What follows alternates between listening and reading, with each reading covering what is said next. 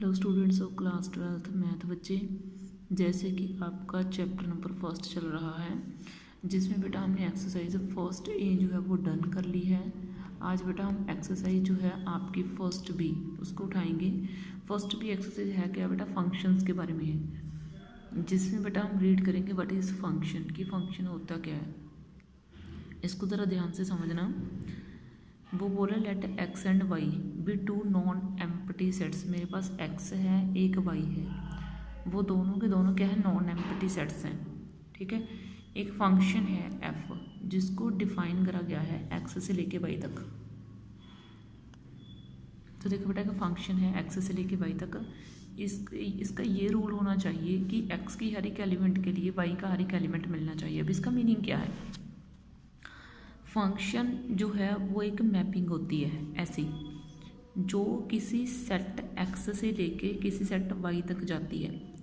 या अगर मैं आपको सीधी सी लैंग्वेज में बोलूँ तो function is like a machine. Function एक मशीन का काम करता है। आप फंक्शन को एक्स की जो वैल्यू दोगे आपको वाई की वही वैल्यू मिलेगी। ठीक है, जैसे ये एक जूसर है। ठीक है, एक जूसर है। इस जूसर में क्या करा, इस जूसर में ये जूसर जो है वो मशीन है, यानी कि एक फंक्शन है। जूसर क्या है, फंक्शन है। ठीक है, अब इसमें आप जिस तरह के फ्रूट डालोगे आपको वही जूस मिलेगा, है ना। अगर आप इसमें मैंगो डालोगे तो आपको मैंगो का जूस मिलेगा। अगर आप इसमें ऑरेंज डालोगे तो आपको ऑरेंज का जूस मिलेगा।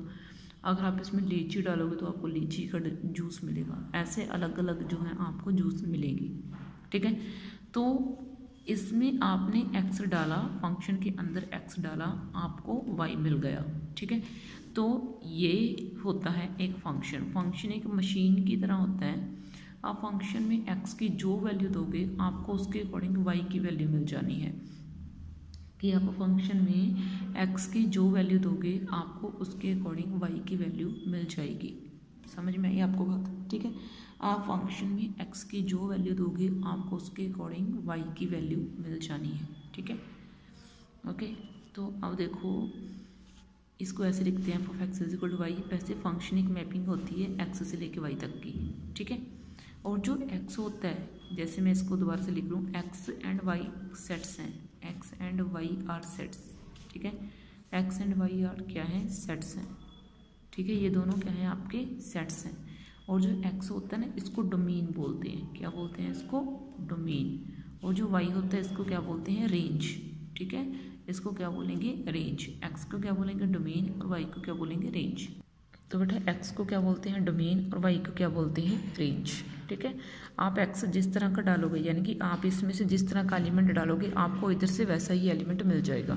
ठीक है, जैसे वैसा मतलब सेम नहीं। मान लो मैंने एक फंक्शन ले लिया, यहाँ से लेके वो सेट की जगह पर, जैसे यहाँ पे element A B C D, ठीक है, यहाँ से लेके हैं ई एफ जी एच, ऐसे कुछ एलिमेंट हैं। ठीक है, अगर मैं इसको निकालने बैठे तो कैसे निकालूंगी कि मैंने ए पुट करा और मुझे ई मिल रहा है, एफ ऑफ बी पुट करा तो मुझे एफ मिल रहा है, एफ ऑफ सी पुट करा तो मुझे जी मिल रहा है, एफ ऑफ डी पुट करा तो मुझे एच मिल रहा है। तो इसको बोलते हैं कि आप जिस तरह का एक्स पुट करोगे, यानी कि इस सेट में से जिस तरह का एलिमेंट पुट करोगे आपको इधर वाई में उसी तरह का एलिमेंट देखने को मिलेगा। ठीक है, तो बेटा इसको जो है फंक्शन बोला जाता है। और जो फंक्शन है वो आगे 3 तरह का होता है। ठीक है, कितनी तरह का होता है फंक्शन, 3 तरह का। वैसे तो फंक्शन 5 तरह का होता है, लेकिन मैं मेन 3 टाइप्स लेके चलती हूँ। ठीक है, सबसे पहले 1 फंक्शन, 1 फंक्शन। ठीक है, अब 1 फंक्शन की सबसे पहले हम ज्योमेट्रिकल इंटरप्रिटेशन करेंगे, फिर आपको मैथमेटिकली समझाऊंगी मैं। मान लो ना मेरे पास 2 सेट हैं और मैं आपको मैप बनाना सिखाती हूँ। अगर आपने ज्योमेट्रिकल दिखाना हो ना किसी फंक्शन को तो आप कैसे करोगे। मान लो मेरे पास फंक्शन है ए से लेके बी तक का। ठीक है, अब मुझे इसको ज्योमेट्रिकली शो करना है, तो आप कैसे शो करोगे, जब यहाँ पे एक सर्कल सा ले लोगे, sphere shape, egg shape, oven shape, इसके अंदर आप ए के एलिमेंट डाल दोगे। पहले आप डॉट्स लगाओगे।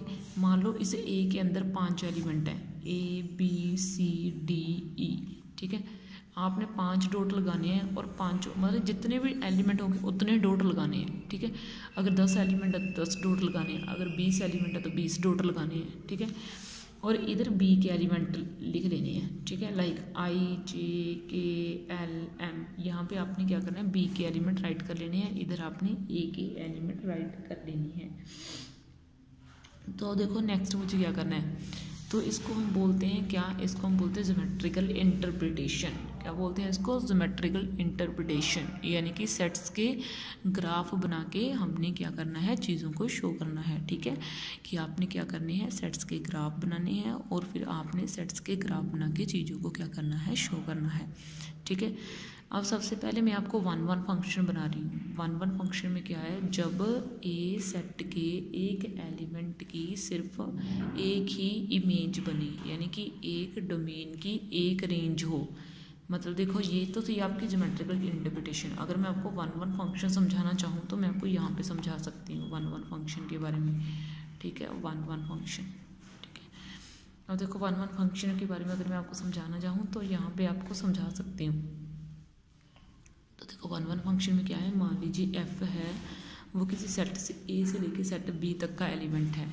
ठीक है, फंक्शन है। अब मुझे क्या करना है, मुझे यहाँ पे मान लो अगर मैं बोलूँ तो ए जो है इधर से 1 2 3 4 से लेके मतलब 7 8 9 10 तक, यहाँ तक का एलिमेंट है।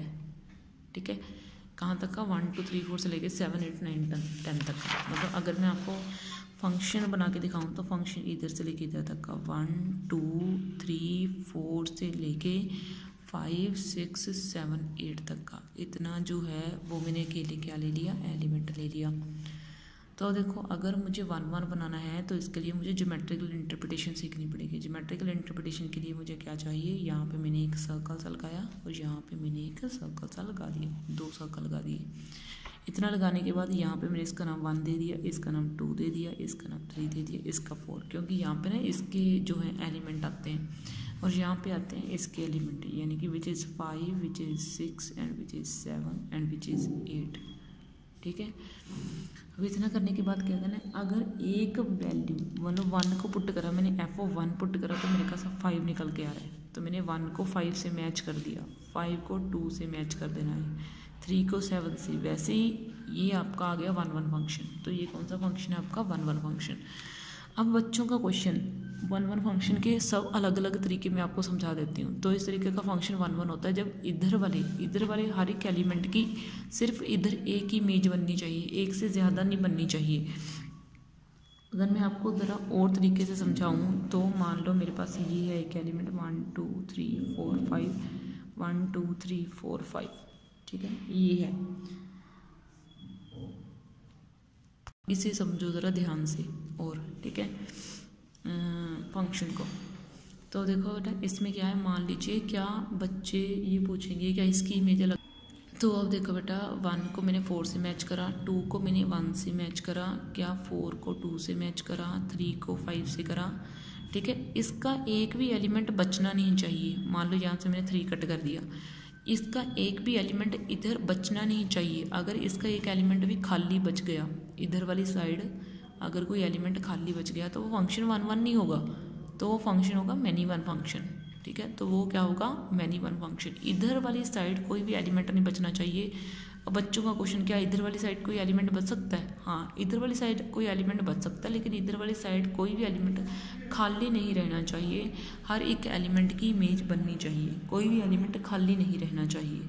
अगर कोई एलिमेंट खाली है तो वो प्रॉब्लम क्रिएट करेगा। ठीक है, तो कोई भी एलिमेंट खाली नहीं रहना चाहिए। अगर कोई एलिमेंट खाली है तो इसका मतलब वो 1-1 फंक्शन नहीं है। तो वो कौन सा फंक्शन है, तो वो मैनी वन फंक्शन है। तो वो कौन सा फंक्शन है भाई, वो मैनी वन फंक्शन है। समझ में आई आपको बात? ठीक है, तो वो कौन सा फंक्शन है भाई, तो वो मैनी वन फंक्शन है। तो वो 1-1 तो बिल्कुल भी नहीं हो सकता।